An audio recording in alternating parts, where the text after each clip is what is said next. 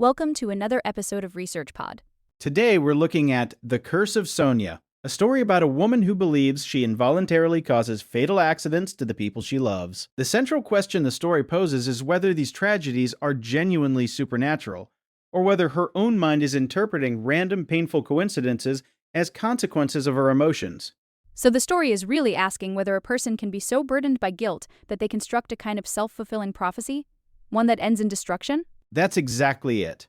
And to understand how that could happen, we need to start with trauma. Sonya survives a life-threatening accident at 16. When someone lives through something that kills or harms the people around them, they often develop an intense, persistent shame for having survived when others did not. Psychologists call this survivor's guilt. It isn't a rational feeling, but it is a very real one. It's like the brain is searching for a reason the tragedy happened, and if it can't find one outside, it turns inward. Precisely. And once that inward turn happens, the mind runs into a painful contradiction. Sonya wants to love people, but she also believes on some level that her love leads to their deaths. Holding two conflicting beliefs at the same time creates genuine mental discomfort. Psychologists call this cognitive dissonance. The mind doesn't like sitting with that tension, so it starts looking for a way to resolve it. And the way it resolves it is by finding connections, even where none actually exist. That's the mechanism. The mind begins linking unrelated events, a car accident here, a fire there, to her own emotional state. Think of it like a filter placed over your vision. Once you believe something firmly enough, you start noticing every piece of evidence that supports it and quietly ignoring everything that doesn't. Psychologists call this termination bias. For Sonya, every coincidence becomes proof, every tragedy becomes confirmation.